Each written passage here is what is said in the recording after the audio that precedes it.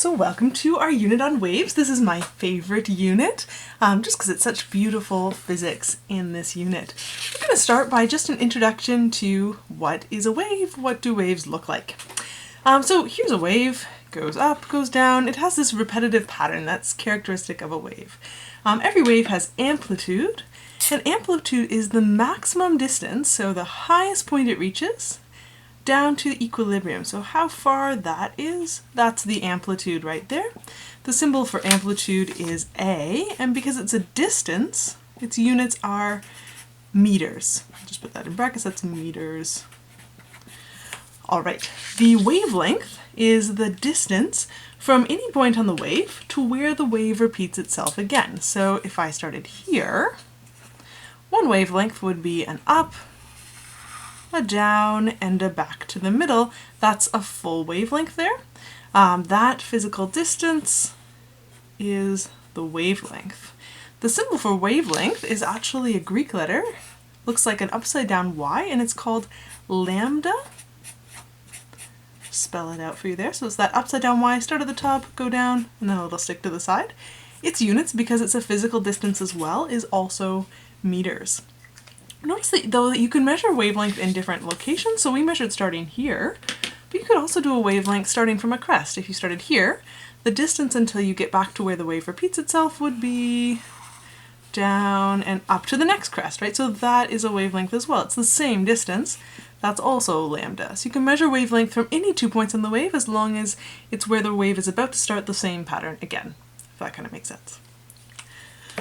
All right, so what is a wave? A wave is just a disturbance. It's a disturbance usually of a medium that transports energy from one point to another point. So starting at point A, going to point B, the thing that travels from point A to point B is not material. So no material actually, it's not like a ball that's being thrown from A to B. What travels from A to B is just energy. And the medium just sort of jiggles a little bit to transfer that energy down through the wave. So most waves are carried in a material or a medium.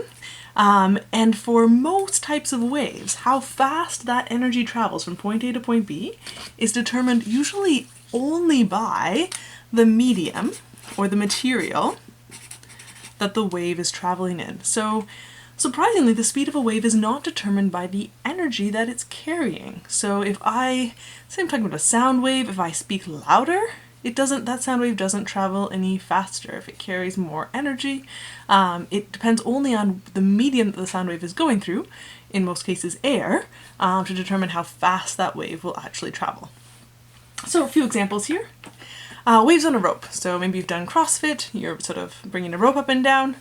The speed of the wave depends on the medium. In that case, the medium is the rope, so a heavier rope will be a slower speed of the traveling wave along the rope. Looking at sound waves, that's going to be a big part of this unit, is sound waves. So sound waves are actually a pressure wave, so the particles in the air actually oscillate and change pressure. So you kind of get these regions of high pressure, low pressure, getting from the speaker up to your ear. The actual air particles don't travel from the speaker to your ear, right? They just kind of oscillate, transferring energy to your ear. And then that little oscillating air particle makes your eardrum oscillate, which is how you hear sound. So the speed of that wave depends on the material it travels in, mainly. So for example, if you've got a sound wave in metal, that would be faster than a sound wave in air. But since medium determines velocity, that means that even different types of air would let sound travel at different speeds. So for a sound wave in air, as the temperature of the air increases, if you get a hotter day, the speed will also increase. And you can calculate it with this little equation here. The velocity of the sound wave in air, so this is specifically velocity of a sound wave in air, is this constant, plus 0.606 times t. That t is the temperature.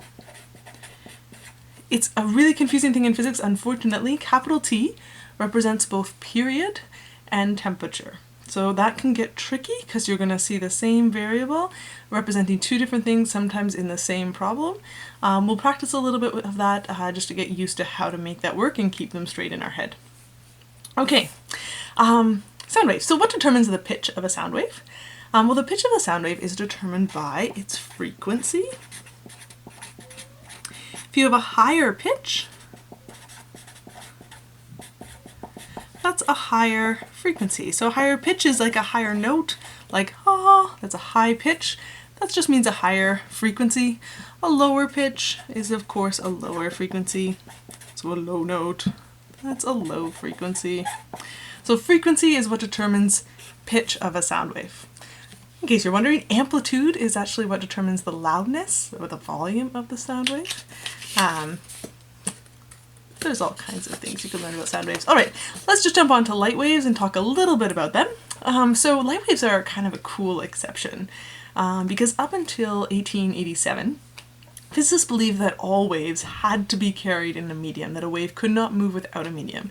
And that makes a lot of sense in our observations. If you try to send a sound wave through a vacuum where there is no medium, the sound won't carry. If you try to talk to someone in space, just like through the vacuum, they won't hear anything at all. You need a medium for most waves. But there was an experiment in 1887 called the Michelson-Morley experiment that actually proved that a specific type of wave, which is your electromagnetic waves, so that they don't need a medium to travel. So electromagnetic waves are waves like light waves, radio waves, UV, X-ray, gamma rays, microwaves. Those are all electromagnetic waves.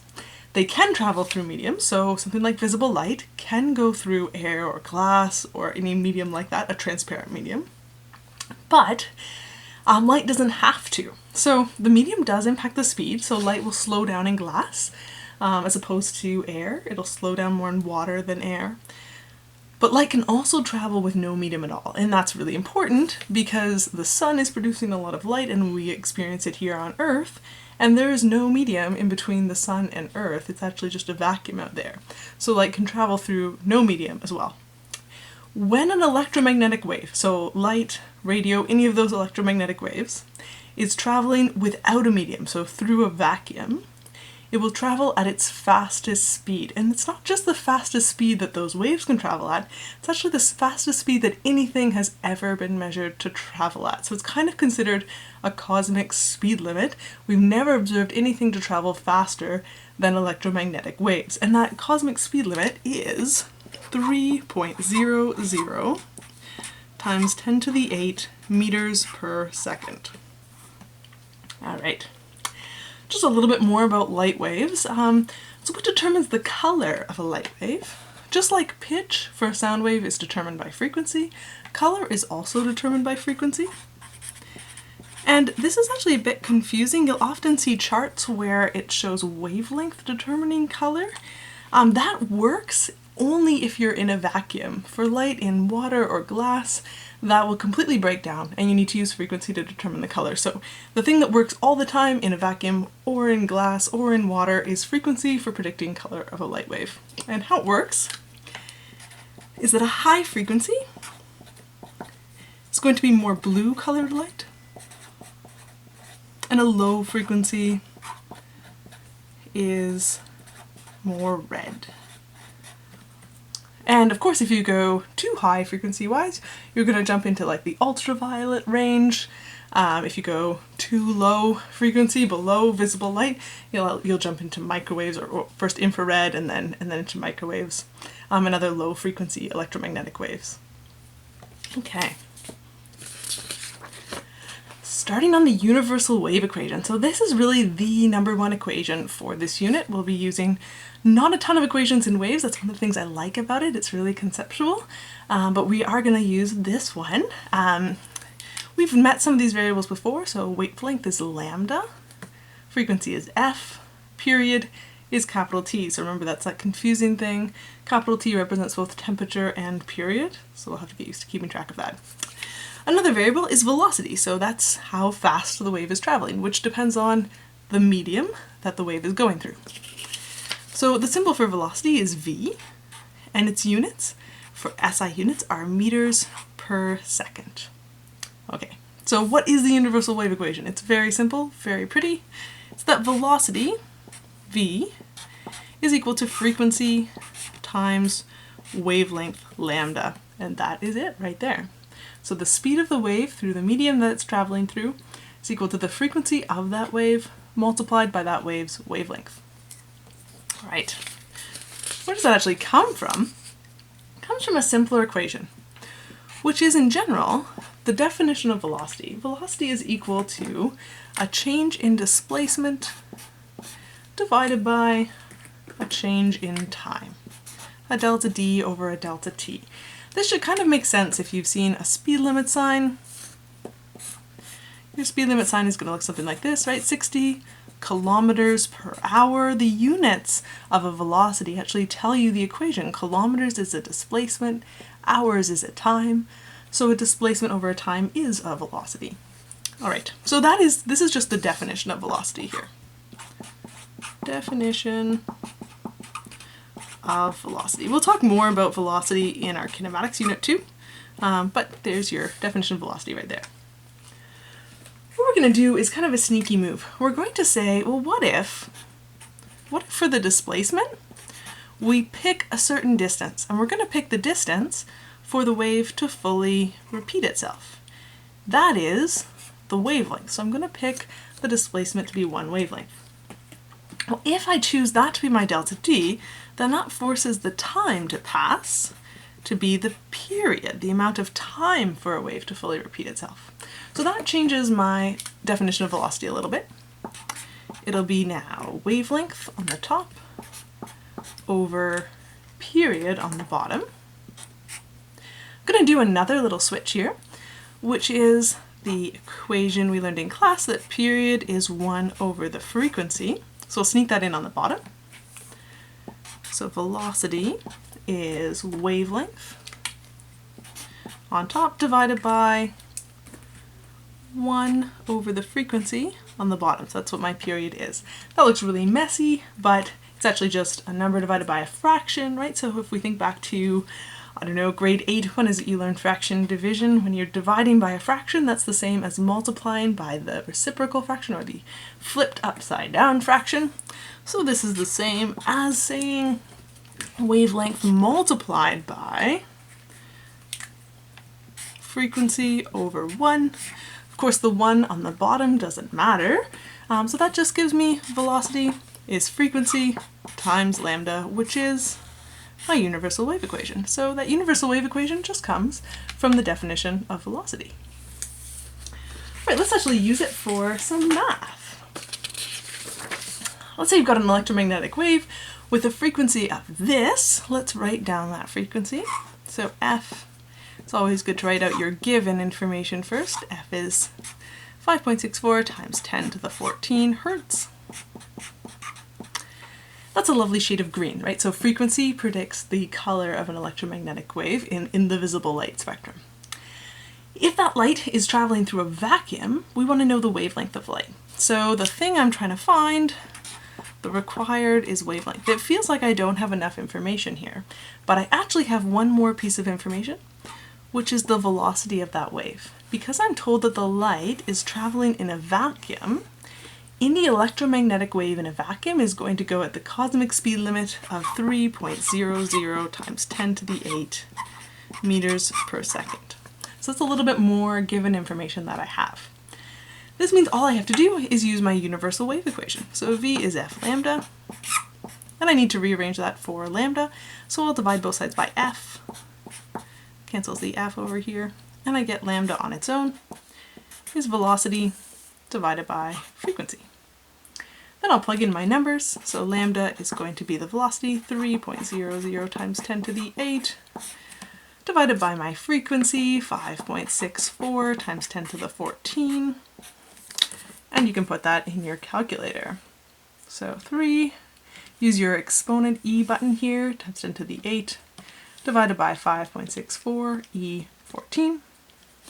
That gives me this value here. I have 3 sig figs in both of my numbers, so I'm going to have 3 sig figs in my answer.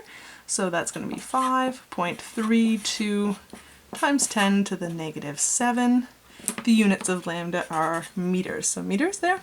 If you want to write that, a really standard way to write wavelengths of light is in nanometers, so you could write it as, it would be 532 nanometers. But it's fine to keep it in meters with scientific notation, that's quite okay. All right, our very last one is a sound wave. This one's going to be tricky. So here we have a sound wave with a period. I'm going to try and keep track of period and temperature with different colors. So we'll make this guy kind of maroon here. The period is 0.0045 seconds. The temperature, I'll make blue, is 25 degrees Celsius. And we're trying to find the wavelength, lambda. So it feels like ridiculous that period and temperature are the same variable and represent two completely different things. This is actually not that uncommon in our existence. If you see this word, right, you might think that word is wind, but it could also be wind, and you would never get it wrong if you have context. So if you have a sentence that says the wind is blowing in the trees, you would know that it's not wind, right? You would know that it's not the wind is blowing in the trees. And that's because you understand the context, and that word will just sort of automatically make sense to you based on its surrounding context. The same is true with period and temperature. When you look at the surrounding context as you're working through the problem, you won't get them mixed up as long as you're kind of paying attention to what you're doing, right? So the context will tell you whether you're talking about period or temperature. To help you out a bit, I'm going to use different colors. So we'll use this kind of maroony pink color for period and the blue color for temperature to kind of help you keep it straight. All right. I want wavelength here. So it feels like I don't have what I need at all. But if I write out my universal wave equation, V is F lambda, what I can see is that I'm going to be able to use the period to get the frequency, and I'll be able to use the temperature to get the speed of a sound wave in air, and so I'll have everything that I need to solve for lambda.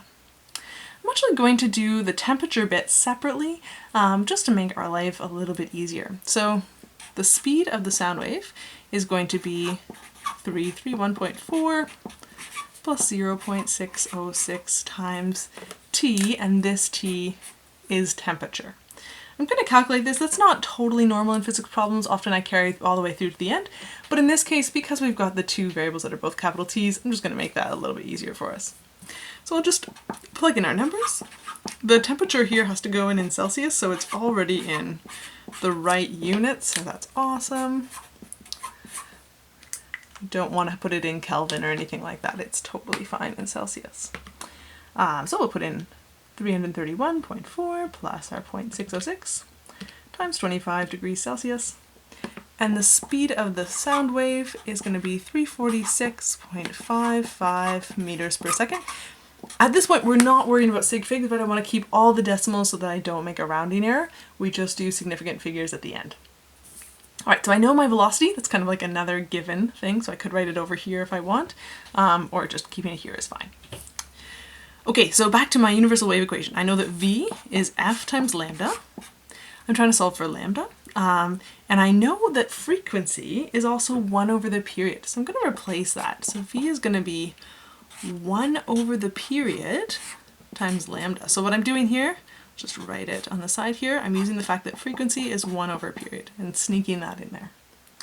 Now I want to get rid of period here, so I'm going to multiply both sides by period. I'll multiply this side by period, this side by period. So that cancels the period off the bottom.